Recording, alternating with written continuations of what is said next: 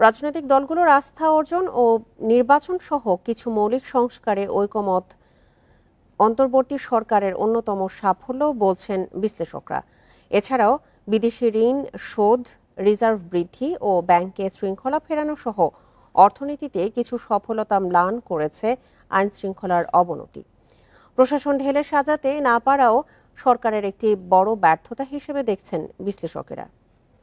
এসব বিষয় নিয়ে আলোচনা করতে আমাদের সঙ্গে এই মুহূর্তে যোগ দিচ্ছেন ঢাকা বিশ্ববিদ্যালয়ের রাষ্ট্রবিজ্ঞান বিভাগের অধ্যাপক সাব্বির আহমেদ এবং শাহজালাল বিজ্ঞান ও প্রযুক্তি বিশ্ববিদ্যালয়ের পলিটিক্যাল স্টাডিজ ডিপার্টমেন্টের অধ্যাপক শাহাবুল হক।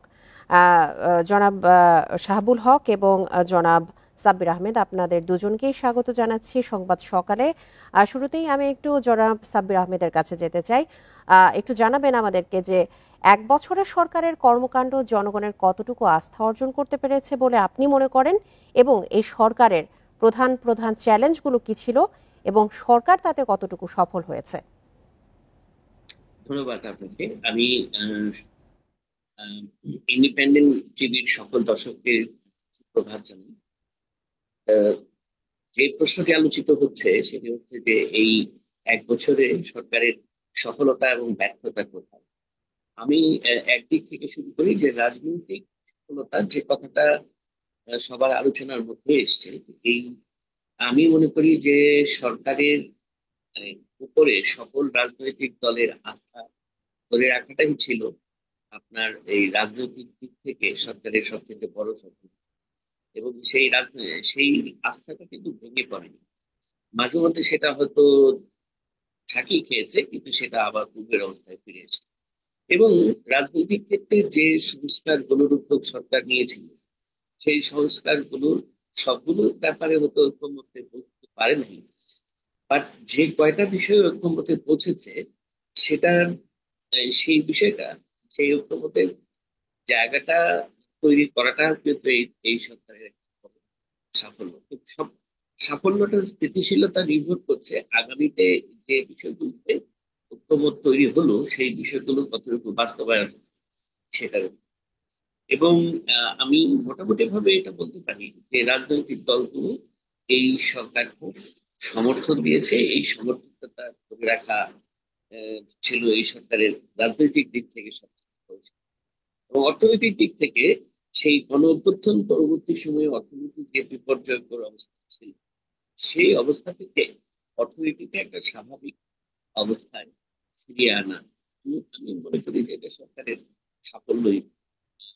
বিশেষ করে আপনি যদি রেমিটেন্স দেখেন, যে রেমিটেন্স বাংলাদেশের যে রেমিটেন্সের ধারাবাহিকতা সেটা আবার শক্তিশালী হয়েছে। আবার ধরেন ব্যাংকের, বাংলাদেশ ব্যাংকের যে রিজার্ভ, সেই রিজার্ভ কিন্তু আগের চাইতে এখন মোটামুটি ভালো অবস্থায় আছে। এবং সবচেয়ে বড় বিষয়টি হচ্ছে মূল্যস্ফীতি। বাজারে মূল্যস্ফীতি যেভাবে আপনার গত 5-6 মাস আগে যেভাবে তেজি ভাবছিল, এটা এখন মোটামুটি একটা সহনীয় পর্যায়ে এসছে।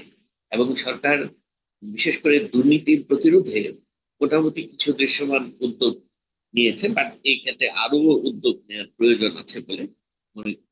মানে যে কথাটা সবার আলোচনার মধ্যে এসছে, আমি ওই কথাটার সাথে একমত যে সরকার আইন শৃঙ্খলা পরিস্থিতির উন্নয়নে আপনার যে ধরনের সাফল্য পাওয়ার কথা ছিল সেই ধরনের সাফল্য।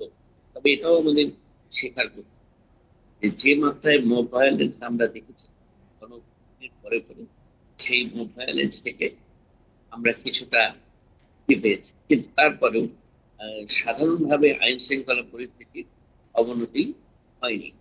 এবং যে আরেকটি গুরুত্বপূর্ণ বিষয় হচ্ছে বাক স্বাধীনতা।